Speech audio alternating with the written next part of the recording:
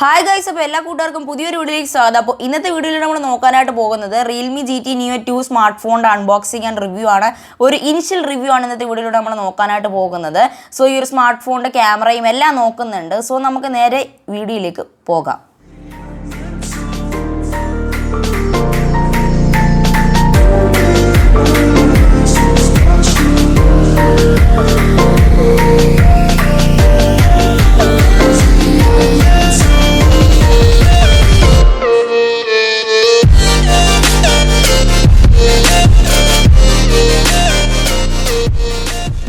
Video തുടങ്ങുമ്പോൾ ഞാൻ കിട്ടുന്ന ആപ്ലിക്കേഷൻ പരിചയപ്പെടുത്തി തരാം. ആപ്ലിക്കേഷൻ്റെ പേര് ടക്സാൽ എന്നാണ്. ഈ ഒരു ആപ്ലിക്കേഷൻ നിങ്ങൾക്ക് ഫേസ്ബുക്ക് വഴിയും അതോടൊപ്പം നിങ്ങളുടെ മൊബൈൽ നമ്പർ OTP വെച്ച് നിങ്ങൾക്ക് സൈൻ ചെയ്യാനായിട്ട് സാധിക്കുന്നതാണ്. ആദ്യത്തെ സൈൻ ബോണസിൽ തന്നെ നിങ്ങൾക്ക് 20 രൂപ നേടാൻ സാധിക്കുന്നതാണ്. അതിനുശേഷം നിങ്ങൾ ഈ ഒരു ആപ്ലിക്കേഷൻ്റെ അത് നിങ്ങളുടെ എക്സലൻ്റ് ആയിട്ടുള്ള IQ ലെവലും അതോടൊപ്പം നല്ല ഒബ്സർവേഷനും ഉണ്ടെങ്കിൽ നിങ്ങൾക്ക് തീർച്ചയായിട്ടും ഇതിനകത്ത് പൈസ നേടാനായിട്ട് സാധിക്കും. ഇവർ തരുന്ന ക്വസ്റ്റ്യൻസ് ഒക്കെ നിങ്ങൾ ആൻസർ ചെയ്യുക. അതിനുശേഷം ഈ മണി ഇട്ടതിന് ശേഷം നിങ്ങൾ കളിക്കുക. നിങ്ങൾ 10 രൂപ ഇൻവെസ്റ്റ് ചെയ്യണമെങ്കിൽ 100-200 രൂപയുടെ നിങ്ങൾക്ക് എക്സ്ട്രാ കിട്ടുന്നതാണ്. വളരെ സിമ്പിൾ ആയിട്ടുള്ള മെത്തേഡാണ്. ഞാൻ ഡെയിലി കളിക്കുന്ന ഒരു ആപ്ലിക്കേഷനാണ്.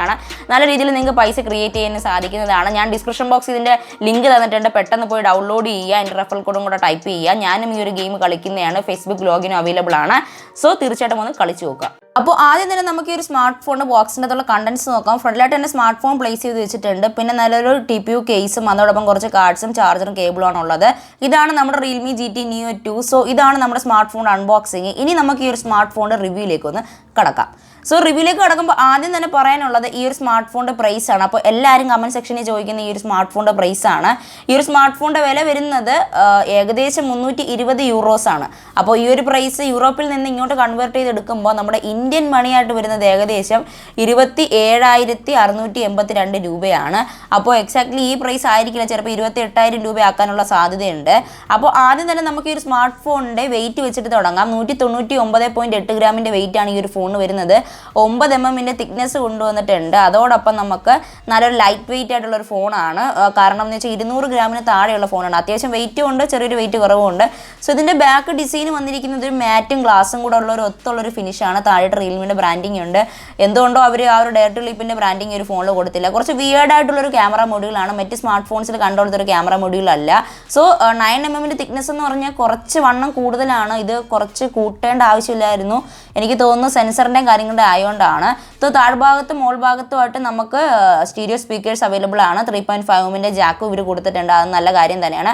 USB Type-C പോർട്ടാണ് കൊടുത്തിരിക്കുന്നത്. അതും നല്ലൊരു കാര്യം തന്നെയാണ്. ഡിസ്പ്ലേയുടെ കാര്യം നമ്മൾ നോക്കുകയാണെങ്കിൽ 6.62 ഇഞ്ചസിൻ്റെ AMOLED ഡിസ്പ്ലേ ആണ് യൂസ് ചെയ്തിരിക്കുന്നത്.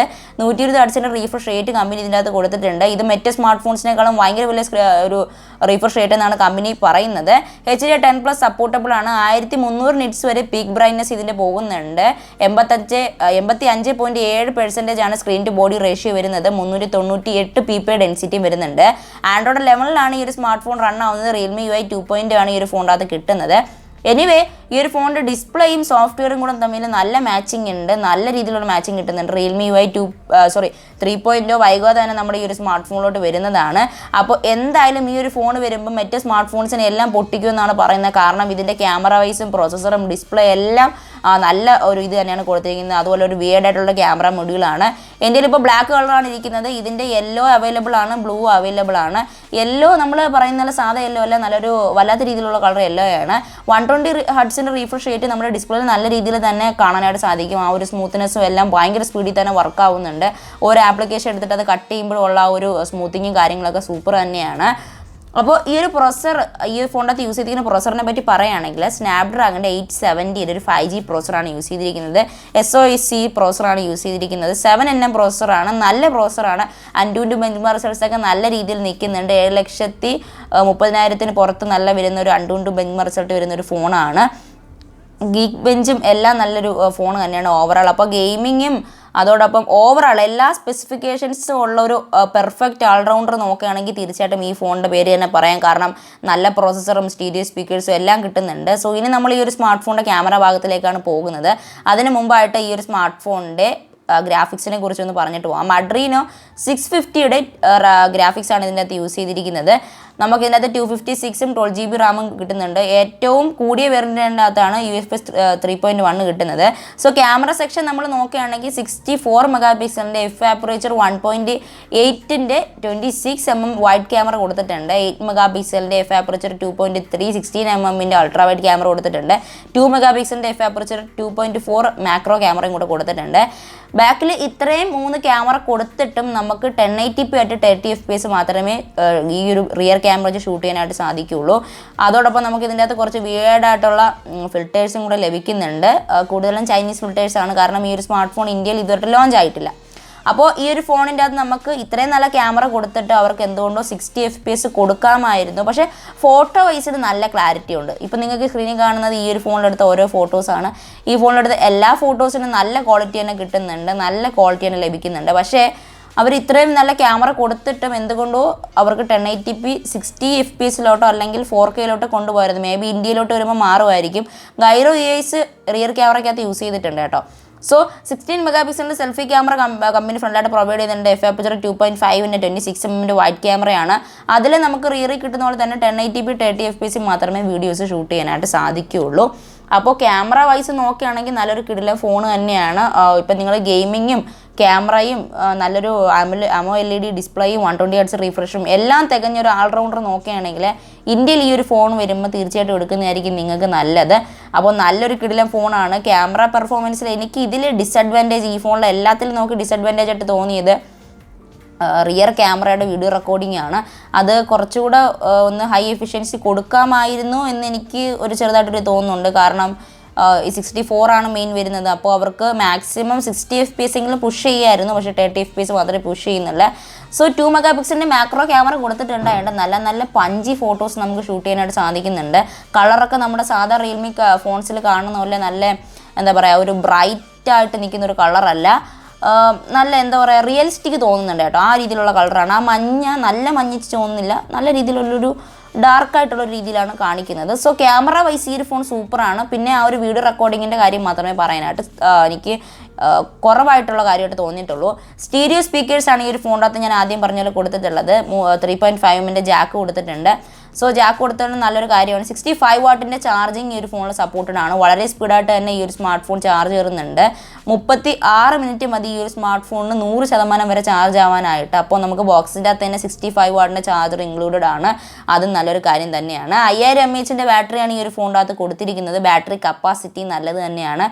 കാരണം 5000 mAh 65 വാട്ടൊക്കെ സൂപ്പർ ആയിരിക്കും. അപ്പോൾ ഈ ഒരു ഫോണിൻ്റെ അകത്ത് ഫിംഗർ പ്രിൻറ്റ് മാത്രമാണ് നിങ്ങൾ ഇനി ചിന്തിക്കുന്നത്. ഈ ഒരു ഫോണിൻ്റെ അകത്ത് നമുക്ക് 5000 mAh ഇൻ ഡിസ്പ്ലേ ഫിംഗർ പ്രിൻ്റാണ് ലഭിക്കുന്നത്. സോ ഡിസ്പ്ലേ വൈസിലും അതോടൊപ്പം ഇൻ ഡിസ്പ്ലേ എല്ലാം പ്രീമിയം ബിൽഡും നല്ലൊരു ക്യാമറ വൈസിൽ ക്വാളിറ്റിയും അതോടൊപ്പം നല്ലൊരു ക്യാമറ മോഡലും എല്ലാം കൂടെ കിട്ടുകയാണെങ്കിൽ നിങ്ങൾ തീർച്ചയായിട്ടും റിയൽമി GT Neoയിലേക്ക് പോവുക.